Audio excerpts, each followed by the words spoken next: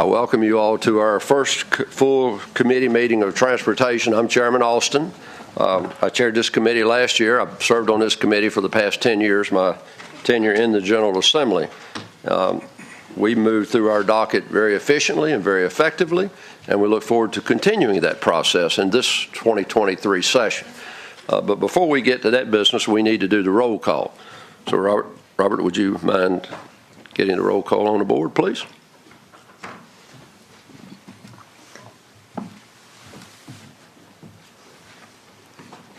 If everyone would now do their best to vote.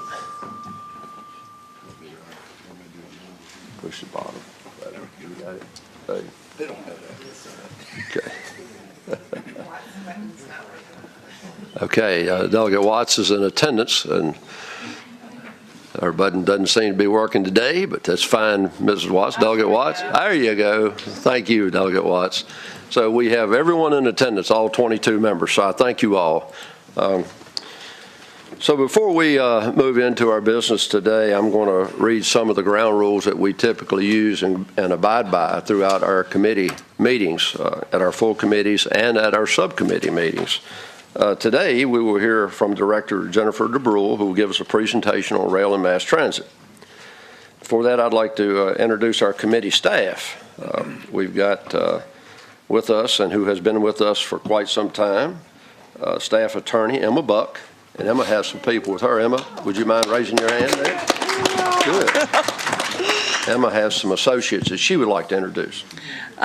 Yes, Mr. Chairman, thank you so much. I'm looking forward to working with all of you again this year. My name is Emma Buck. I am the staff attorney from DLS for the House Transportation Committee. We also have a law school extern from the University of Richmond, Deandra Musgrave, who's going to be helping us this session. So you all may also see her in committee. Thank you. Welcome, Deandra. We also have with us our long-term clerk, my good friend, Robert Aspen. Good morning, everyone. This is my 10th year, or 10th year. I've had 5 different chairmen. I'm glad you're here for the second year, Chairman Austin. I'm here from West Richmond, and I represent the clerk's office, and I'd like to introduce the room clerk, Regina Johnson. So, Regina, welcome. We thank you. Yes, sir. And Robert, we thank you for your work. Emma and Robert do a great job and to keep us in order and keep the committee on task. Committee assignments remain the same as last year with Delegate Rock as our vice chair. However, I will go over the meeting times and the committee assignments shortly for everyone, just so everyone remembers, refresh their memory of the committee that they're on and the time and where that committee will meet. As you're aware, subcommittees hear bills, recommend changes, and vote on whether to recommend bills to the full committee. Generally, all testimony about bills should be heard in subcommittee. At committee meetings, subcommittee reports will include only those bills that have favorable recommendations from the subcommittees. Given time restraints, if a member asks that his scheduled bill go by for the day, there is no assurance that the committee will have the opportunity to take any action other than carrying the bill over in the event numbered year or striking it from the docket in an odd number year. In odd number years, short sessions, we operate on a very aggressive schedule. We will do our very best to hear your bill, but if we do take it by, it is in jeopardy of not getting heard. But I will assure you, I like to hear every bill before the committee, and I will do my very best to get that bill back on the docket for you. So thank you. In order to better guarantee the work product of the subcommittees, members are asked to bring any substitutes or amendments to the committee staff attorney at least 24 hours prior to the subcommittee meeting when possible. This just gives our staff time to get the bill in proper order and get it back before the committee. Substitutes and amendments that are adopted by a subcommittee and receive a favorable recommendation will be posted online prior to the full committee meeting. And I will say that oftentimes I don't require the patron to be before us at the full committee. If the bill is unanimous and comes to us and a Senate or a House member has to be somewhere else or something of that nature, please ask me if I need you here. If the bill has been somewhat controversial in subcommittee, I may want you here, but otherwise I may just tell you it's fine, I don't think we need you, and we don't need to tie your time up.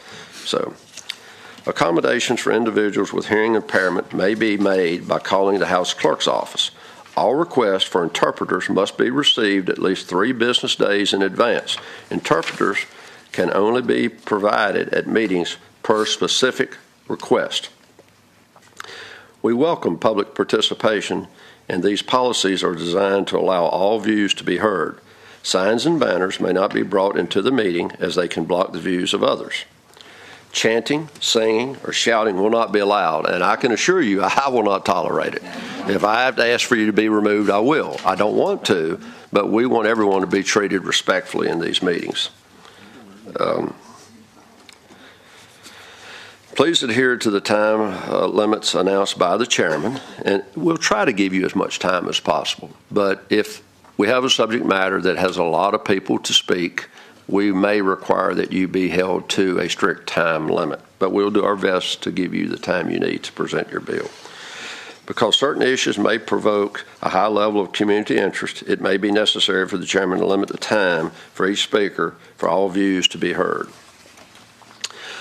The General Assembly may name a bridge or a highway for any purpose or person through a bill that is enacted into law. The Code of Virginia 33.2-213 requires a private entity for other locality in which the bridge or highway to be named is located to pay for the cost of producing, placing, maintaining a sign designating the bridge or highway.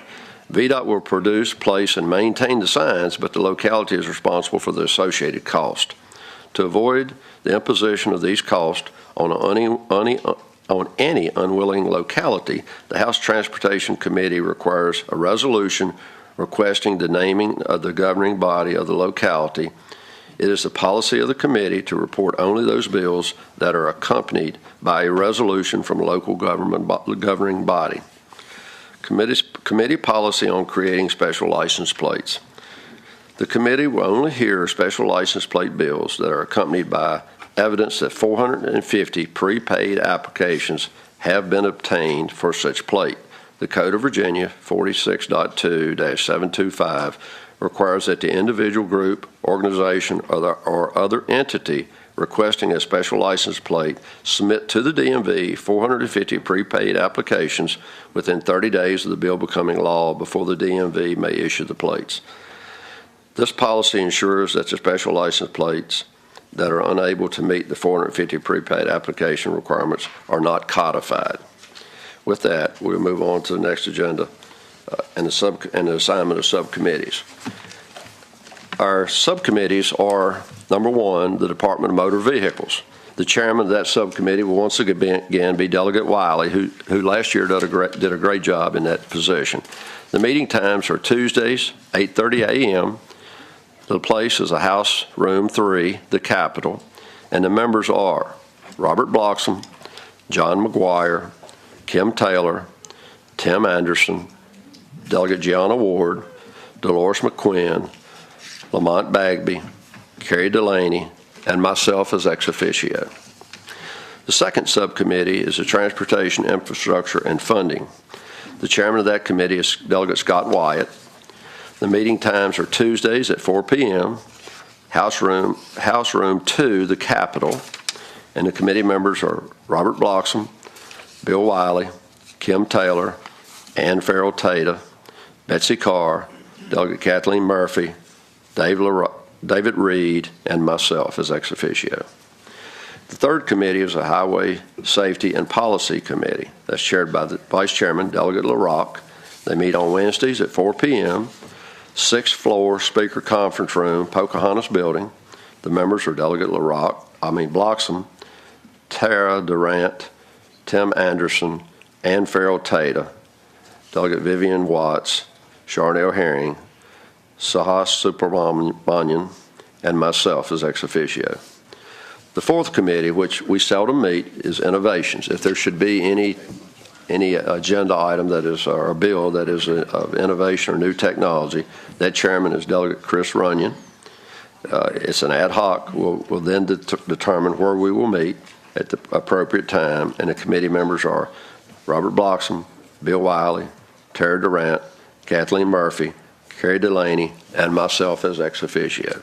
I thank all these committee chairmen. They take their responsibility very seriously, and they do a great job. And I hope that they'll treat everyone who comes before them with dignity and respect, and they do. So that's our request. So with all that being behind us, we've set the format for how we're going to conduct our business, where, when, and who's going to be on those committees. And I thank the committee members. They do a great job also. It's not easy. When we were in the General Assembly building, we got on an elevator and rode down to committee meeting room. Now we have to leave the Pocahontas and come all the way to the Capitol.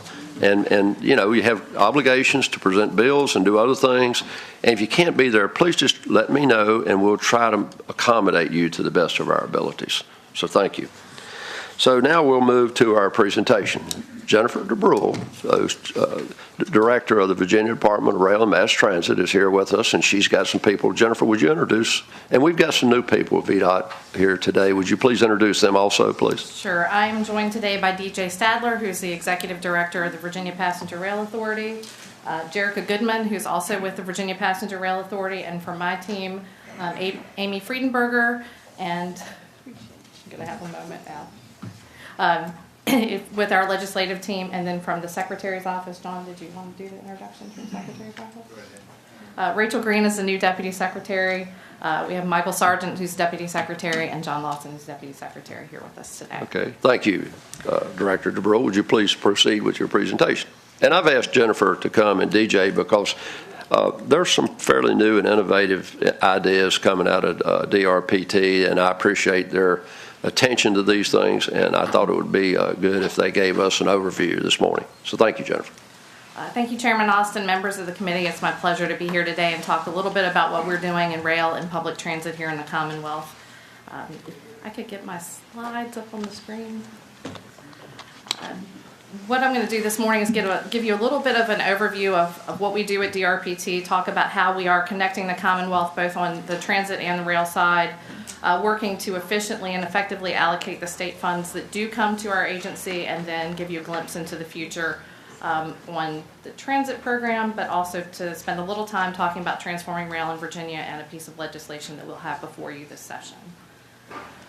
So starting with DRPT, back in 1992, the General Assembly established DRPT as a separate agency to be focused on growing rail and transit in the Commonwealth.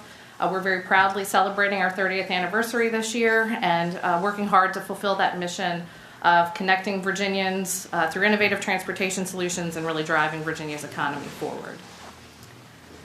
We don't do that alone.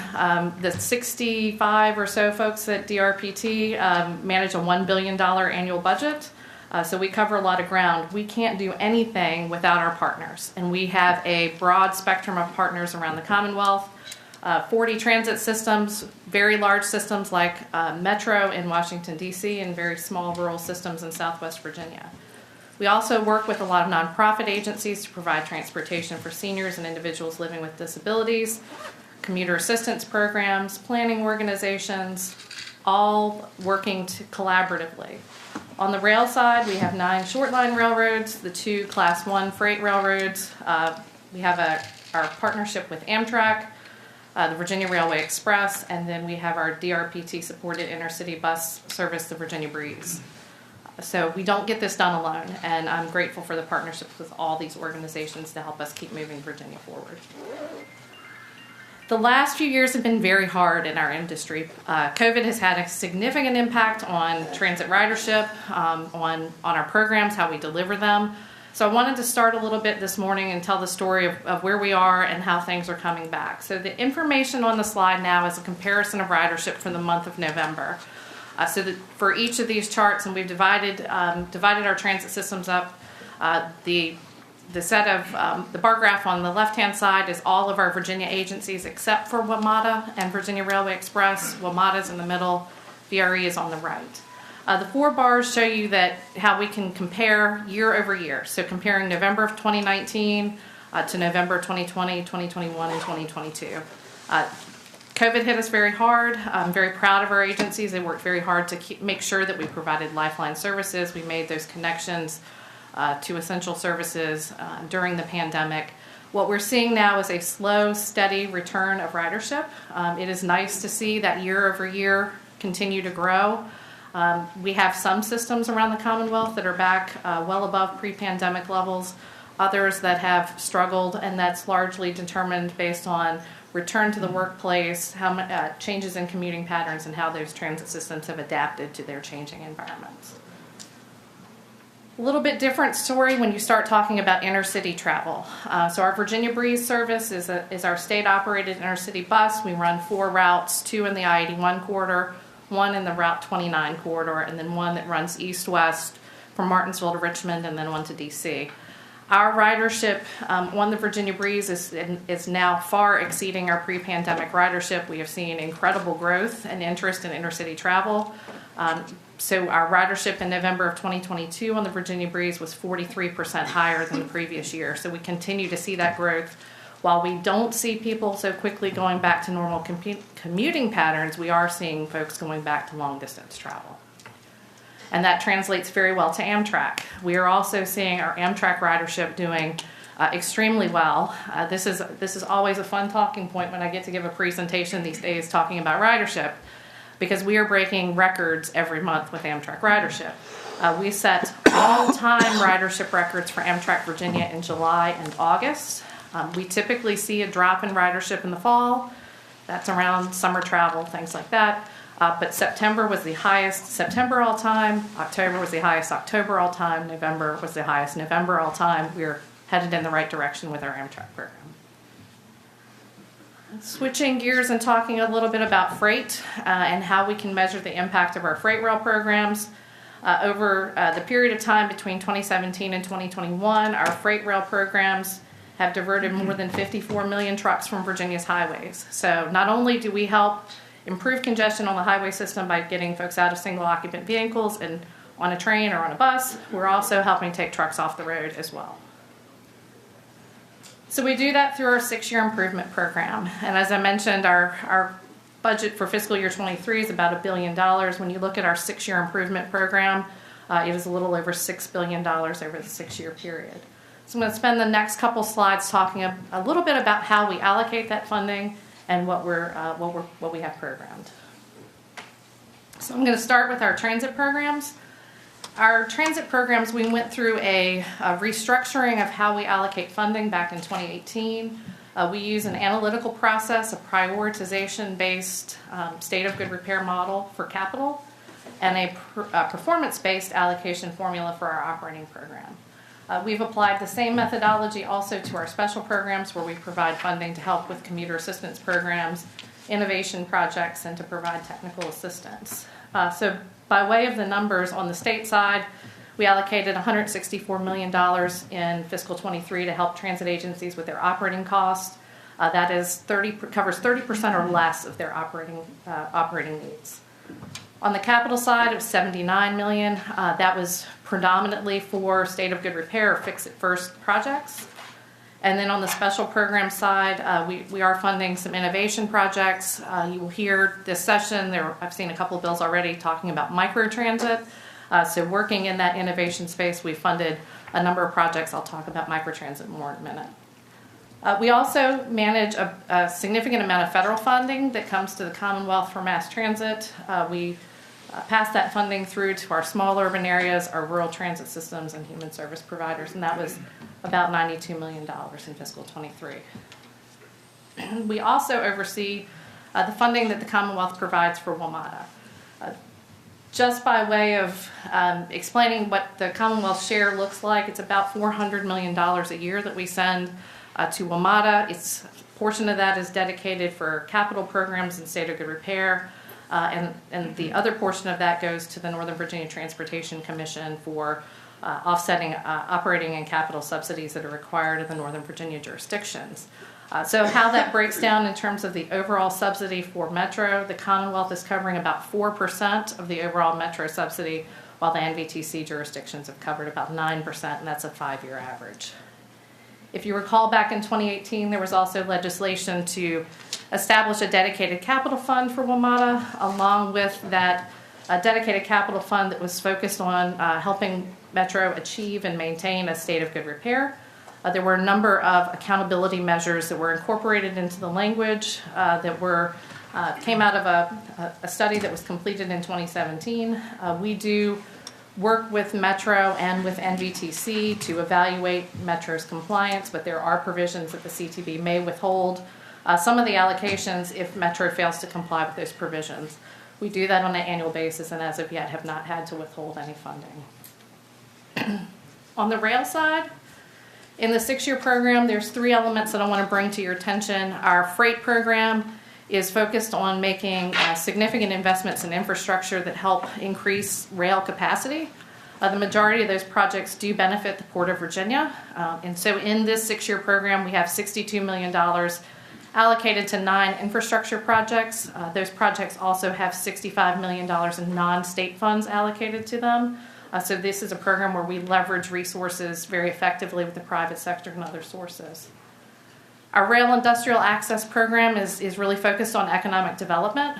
This is where we can go in and with some relatively small projects, create connections for new and expanding businesses to the freight railroad network. We've had a very busy year with the Rail Industrial Access Program. We've allocated about $3.5 million to 8 projects, but those projects helped us secure $867 million in private investment. So we're just a small cog in the overall economic development portfolio, but being able to take trucks off the road is really the core of that program. And then our rail preservation program, that's where we work with our short line railroad partners. They're making those first mile, last mile connections to the larger Class 1 freight network. So we do have a number of projects focused on state of good repair with a $7.5 million investment in our current 6-year program. So I want to give you a few highlights of some of the interesting things that we're doing with our transit program and also with our rail program. On the transit side, there's been a lot of conversation about electrification, and we've worked with a number of systems that have started to incorporate electric buses into their networks. It is not as simple and straightforward as buying an electric bus, plugging it in, and putting it to work. There's a lot more to it. And so one of the things that we can do at DRPT is leverage our technical assistance, our knowledge base to help agencies determine where it makes sense to electrify, because it may not always make sense, and really to see the bigger picture life cycle cost of what those investments look like, what it will take from a infrastructure perspective, financial plan, and help them develop a plan if that's what they want to do, and then assist them in seeking federal funding, because there is a considerable amount of federal funding for those projects. Another element that I wanted to bring to your attention, we completed the Virginia Transit Equity and Modernization Study, Delegate McQuinn's bill from last session. One of the things that we heard a lot in that process was the need for more infrastructure. We have over 15,000 bus stops in the Commonwealth. Less than half of them have anything other than a sign in the ground. And so we're working with our transit agencies to determine, to prioritize and look at locations where shelters, benches, some basic accommodations would help improve safety and accessibility of those stops for the traveling public. Moving on to microtransit. This is a great story for us. We partnered a few years ago with a couple of our rural transit agencies to deploy rural microtransit. And if you're not familiar with microtransit, this gets away from a traditional bus that runs a route on a schedule and drives mobility based on technology. So if you live in this zone, you're trying to go to a certain location, you can use your phone to say when you need a ride, and it will pick you up. It will group those trips together. Has been extraordinarily successful. We have one project in Wise County, one in Gloucester County. We have been incredibly pleased with the outcome. We've seen a great increase in ridership, great increase in accessibility, and the cost that we have been able to provide this in it's been remarkable. It's really been a great case study.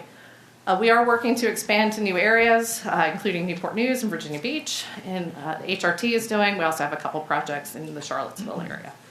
So you will see some legislation on that this session, but more to come. I'm going to pivot and talk about our statewide rail plan. The statewide rail plan, it's a federal requirement. We have to update that plan every 4 years. And it's really our opportunity to take a longer term view of what we need to do from a rail perspective in the Commonwealth. On the freight side, I think traditionally that has been fairly reactive, and it's been focused on what projects we can do to support the port.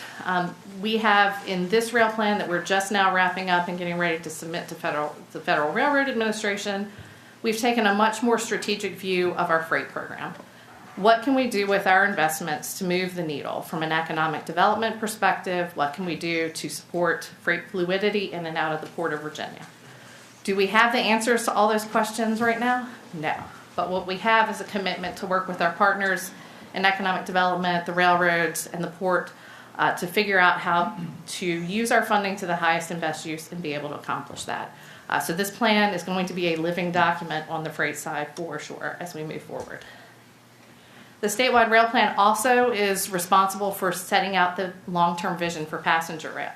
And our previous statewide rail plans are where the concepts for the Transforming Rail in Virginia initiative really came to life. And so it all starts with a plan.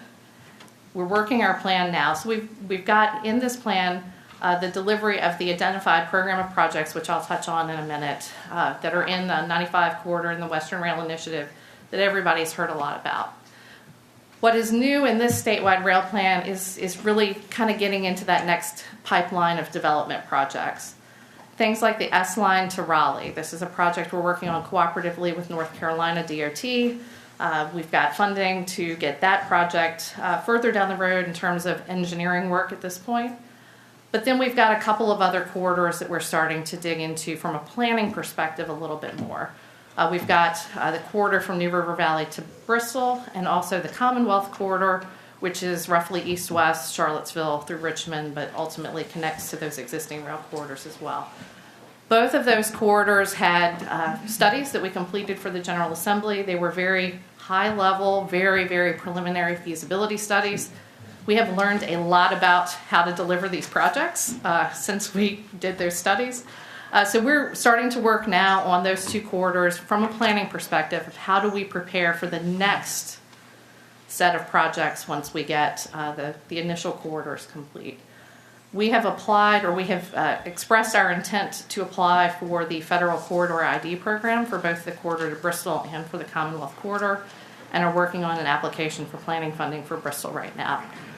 We will need federal resources to bring anything to fruition in those corridors.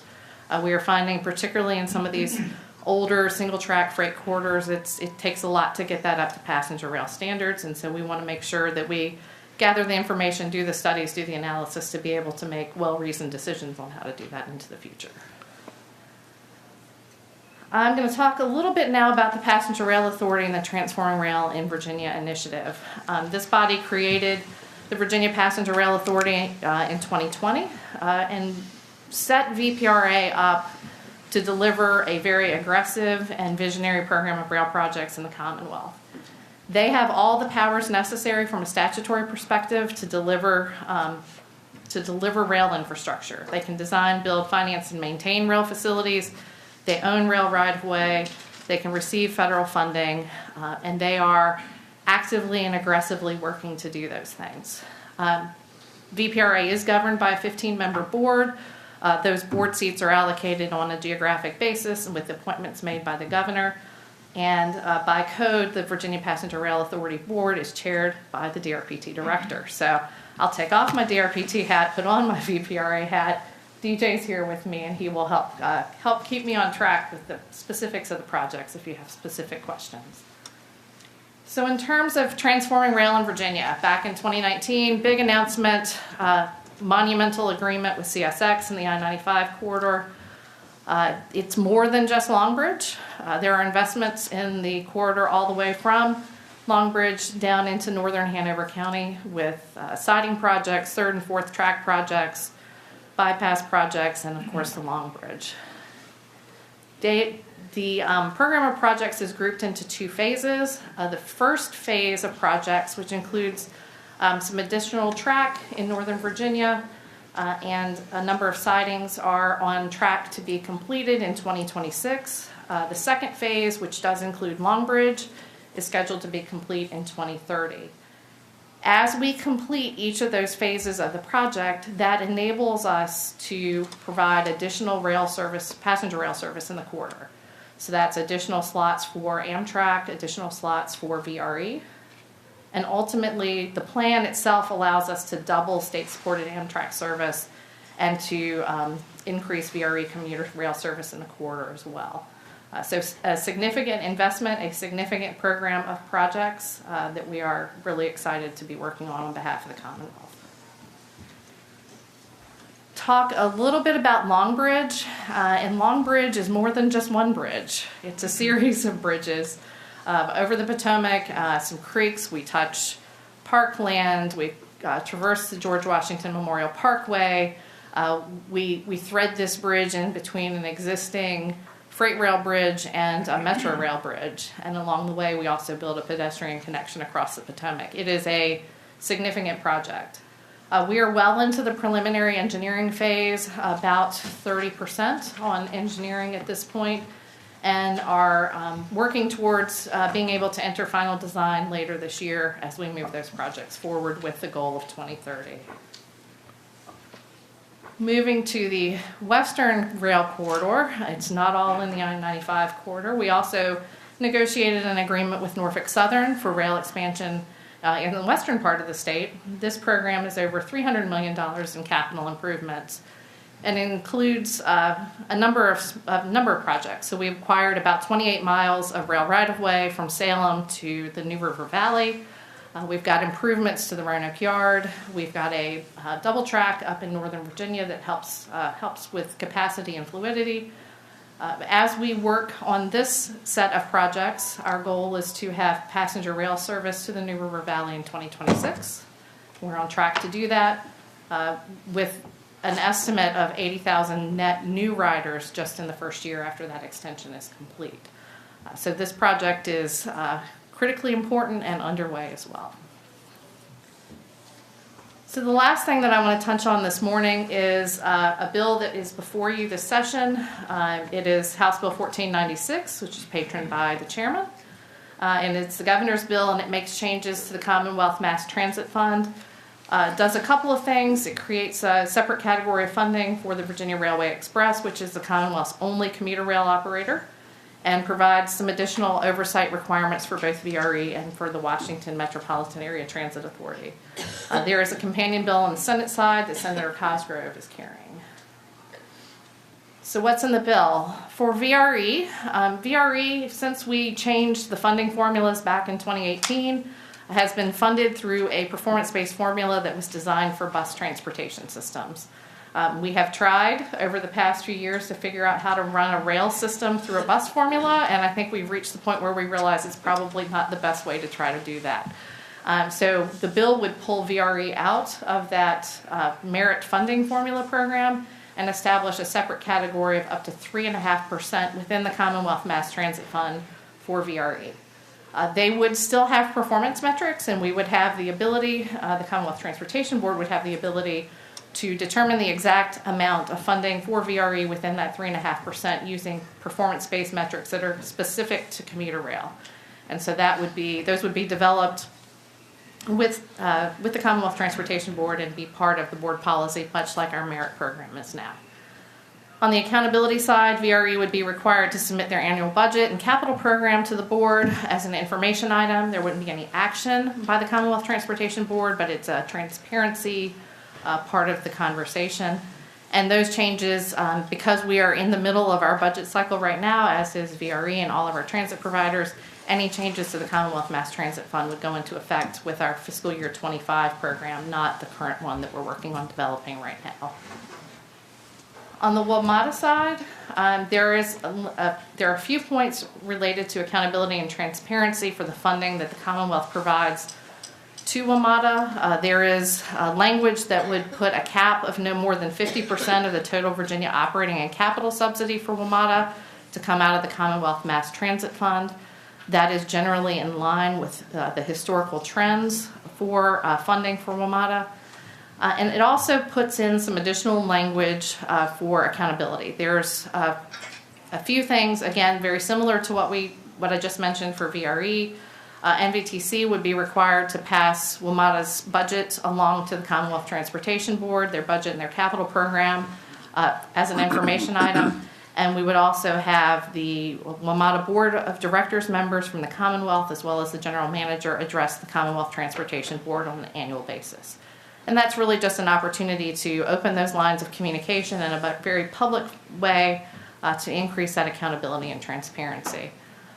The final element is one that was part of that 2018 package related to the capital funding. There's a requirement that WMATA develop a strategic plan and a capital improvement program that are currently in enactment clauses. This would pull those enactment clauses in and codify them as part of our oversight package of WMATA that we do on an annual basis. And with that, I have flown through a lot of stuff very quickly, but I am happy to answer questions.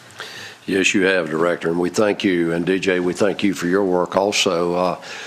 Jennifer took over the responsibilities when Jennifer Mitchell left, and she's just done a phenomenal job, and I'm very, very impressed.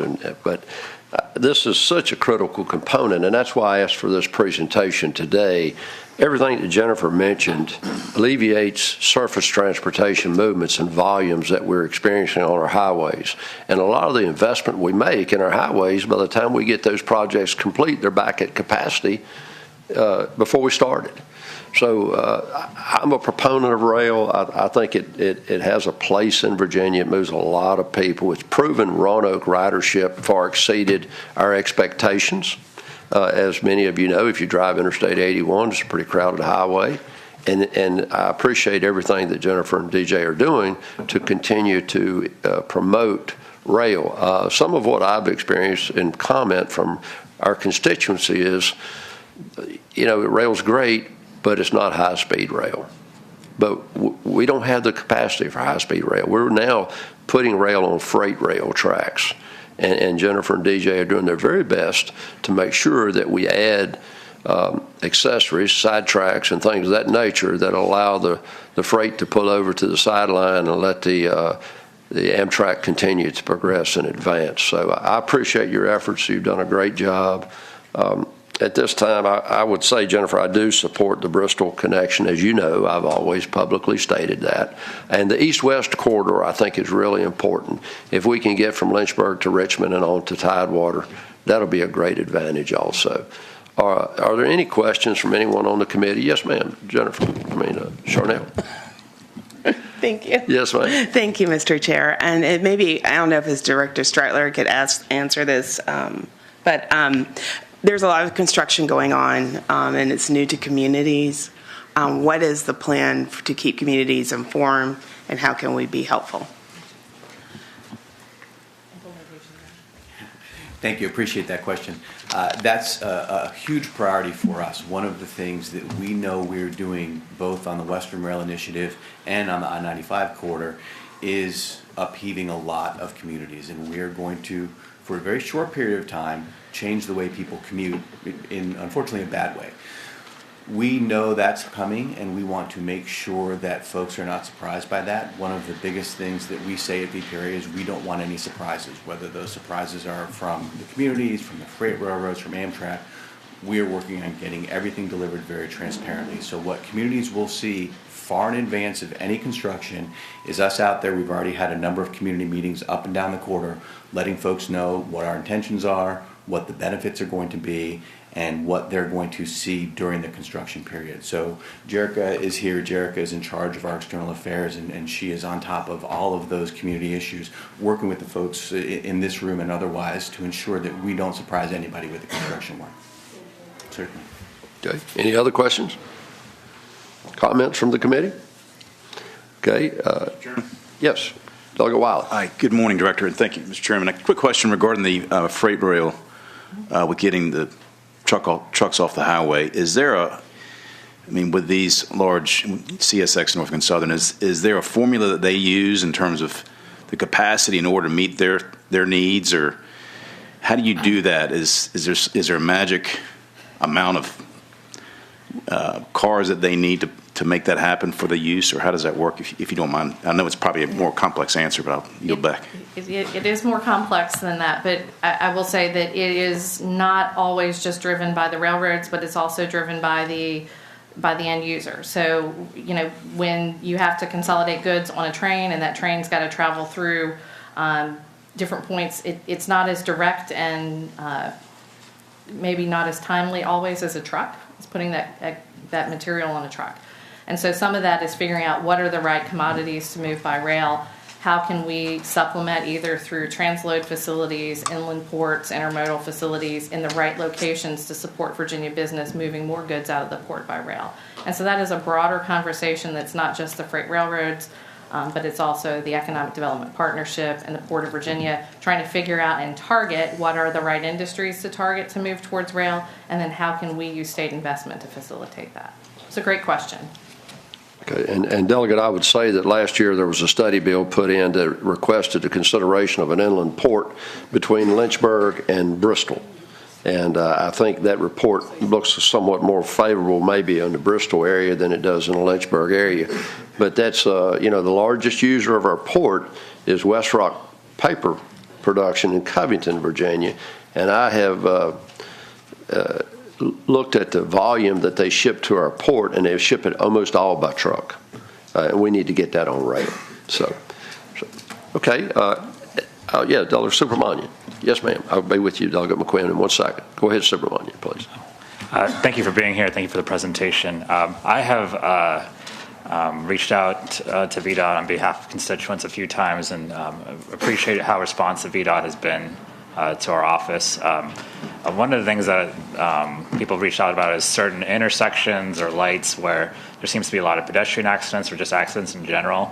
And we've been told at certain times that these intersections don't meet any sort of criteria to do upgrades. I'm just curious to know, I haven't gotten a good answer on what that criteria is sometimes, and kind of how you assess whether to do upgrades, maybe put a light in at an intersection, things like that, what that process is like. So that doesn't fall within the Department of Rail and Public Transportation, but Joanne, would you like to?